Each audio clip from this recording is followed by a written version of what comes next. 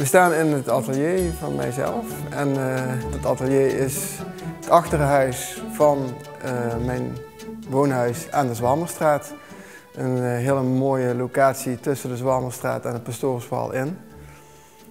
Wij wonen hier sinds 1998 en dit huis heeft een lange historie. De buitenmuren van het huis zijn 300 jaar oud. En ik heb een oude bouwtekening uit 1930 waarin dit een dichte ruimte is geworden. En sinds die tijd is deze plek voor van alles nog wat gebruikt. Onder andere Ars Drukkerij heeft hier het magazijn gehad. En ik heb me laten vertellen dat in een heel grijs verleden hier zelfs een kippenslachterij in deze ruimte heeft gezeten. Maar de hoogte van 5 meter is voor een schilder geweldig. En het daglicht wat hier binnenvalt is fantastisch. Dus ik werk hier met heel veel liefde en plezier al 18 jaar.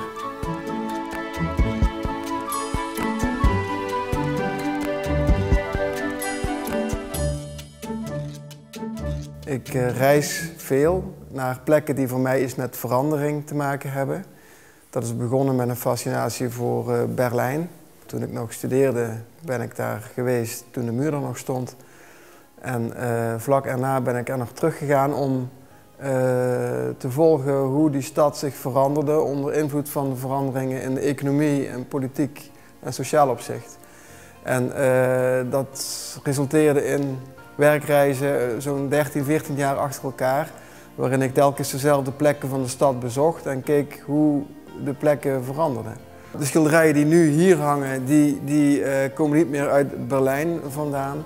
Maar je ziet plekken die door de mens zijn gevormd. Je ziet architectuur en natuur met elkaar gecombineerd. Soms zo dat door de ordening die je in de plaats ziet, dat de natuur zelfs soms een beetje vreemd of vervreemdend overkomt. En je ziet ook dat de keurige ordening die de mens altijd probeert te bereiken toch verstoord wordt door gewoon simpele dingen. Er groeit mos tussen tegels en tegels verzakken. En daardoor ontstaat in het beleven van de ruimte ook een afwisseling die ik heel spannend vind. In mijn recente werk, dus na Berlijn, ben ik naar grote steden gegaan zoals Dubai, Hongkong, Tokio. En het valt mij op dat in de steden die ik net benoem, dat er heel veel plekken zijn waarin je afbeeldingen ziet die verwijzen naar andere dingen. Dus op het moment dat ergens gebouwd wordt, dan worden er schuttingen neergezet. Maar die schuttingen, dat vinden we ook nog niet mooi, dus dan komen er afbeeldingen op te staan. En die afbeeldingen, soms zijn het reclameuitingen, maar soms zijn het ook dingen die niets te maken hebben met waar je bent.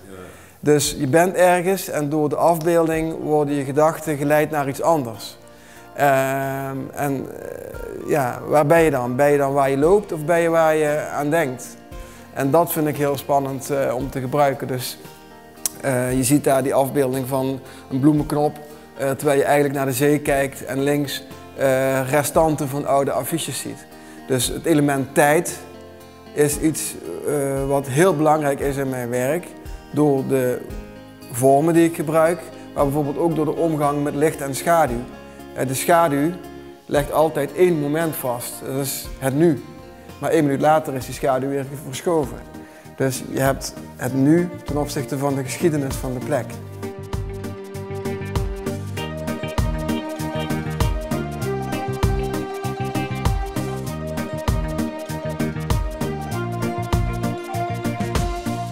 Ik ben geboren in een heel klein dorpje vlakbij Weert, Altweert ter Heide. Mijn ouders zijn helemaal niet uit de kunstwereld afkomstig. Sterker nog, we hadden geen kunstboeken bij ons in huis. Maar ik was als peuter altijd al aan het tekenen en heb dat heel fanatiek eigenlijk doorgezet in mijn jeugd. Op de middelbare school kwam toen een decaan en een tekenleraar die tegen mijn ouders zeiden van er zit toch wel wat meer in dan gemiddeld en misschien is het goed om na te denken over een beroepsopleiding. Dus ik ben opgeleid als leraar tekenhandvaardigheid en kunstgeschiedenis in Tilburg. En daar kwam ik weer docenten tegen die kunstenaar zijn En onder andere ook mijn docent kunstgeschiedenis Hans Koch.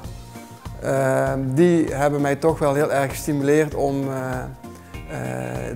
ermee door te gaan. Dus na militaire dienst heb ik besloten van ik wil kijken of het kan. En ik ben begonnen. Ik wou het ook echt, want in de diensttijd was ik al in mijn vrije uren die ik nog had, was ik gewoon altijd bij mijn ouders op zolder aan het schilderen. En ik heb de eerste 3 jaar heb ik vooral 's avonds les gegeven bij Centra voor Kunstzinnige Vorming. Daarmee verdiende ik mijn brood en kon ik wel overdag werken. Dus ik maakte belachelijk lange dagen, maar daardoor kan je wel een eigen oeuvre opbouwen. En na 3 jaar kreeg ik een eerste solo-tentoonstelling in Tilburg. Waar ik een selectie van werken uit die eerste 3 jaar presenteerde. En in die tentoonstelling werden er opeens 10 werken verkocht en kreeg ik een recensie in een krant en was ik echt begonnen. Dus van enerzijds, ik kan niet anders, want dit is wat ik wil en alles wat ik doe, maar toch is het niet met voorbedachte raden ontstaan. Ik ben dit jaar 25 jaar actief als beeldend kunstenaar. En ik krijg van EC Cultuurfabriek Roermond de gelegenheid om in het najaar een grote overzichtstentoonstelling te realiseren. Die vindt plaats van 13 september tot en met 29 november. En ter gelegenheid van die tentoonstelling wordt er een boek uitgegeven. Ik heb het boek gisteren binnengekregen. Heel bijzonder moment natuurlijk. En dit is hem dan. Marcel van Hoef, Tijd en Ruimte. Dat is de titel van het boek. En tegelijk wordt dat ook de titel van de tentoonstelling bij EC. Ik ben er heel trots op. Het is een boek dat is vormgegeven door Piet Gerards uit Amsterdam. Zeer gerenommeerde ontwerper die al vele prijzen heeft gewonnen. Het is op prachtig papier gedrukt met afbeeldingen van vele schilderijen. En een aantal, ja, mag ik toch wel zeggen, prominente auteurs hebben bijgedragen aan het boek. Allereerst heeft vormgever Job Smeets heeft het voorwoord geschreven. Job Smeets ken ik al heel lang. En hij vormt samen met Nienke Tijnagel het duo Studio Job. En Studio Job is wereldberoemd. Een van de meest toonaangevende ontwerpers van dit moment wereldwijd. Deze boekenlegger hebben zij dus ook speciaal voor dit boek ontworpen. Dus iedereen die het boek koopt krijgt een boekenlegger van Studio Job erbij. Wat toch wel heel bijzonder is. Verder heeft Emily Ansenk een tekst geschreven. Emily Ansenk is directeur van de Kunsthal in Rotterdam. En zij heeft mijn werk leren kennen toen ik in 2003 hier in het museum van Roermond een tentoonstelling had. Zij was daarna toen in functie als directeur van het Scheringa Museum. En dat museum heeft vanaf 2003 tot en met 2009 elk jaar werk van mij aangekocht.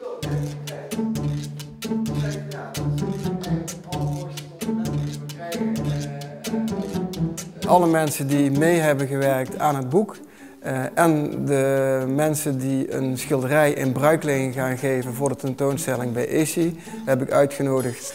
Het boek wordt door EC Cultuurfabriek overhandigd aan Ferdinand Pleijten, de wethouder van cultuur van Roermond. Hij mag het eerste exemplaar in ontvangst nemen. Ja, ik kende hem persoonlijk al langer, een jaar of 15 denk ik. Dat heb je zo in Roermond, dan kan dat natuurlijk best. Dat je elkaar al langer kent. Dus ja, het is leuk om hier weer te zijn. Het geeft kleur aan de stad. En wat ik net ook in mijn speech probeerde te vertellen is dat een kunstenaar natuurlijk ook een klassieke rol heeft. Hè, ons de spiegel voor te houden, ons te confronteren, ons nieuwe ideeën te verleiden tot. En ja, die functie heeft Marcel zeker en dat vult hij heel goed in.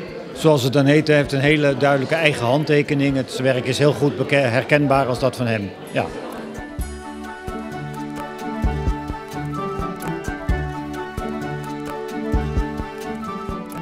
Ja, dat is een schilderij. Dit hebben we in 2008 gekocht. Dat is in 2007 geschilderd, dus grote fans van het werk van Marcel.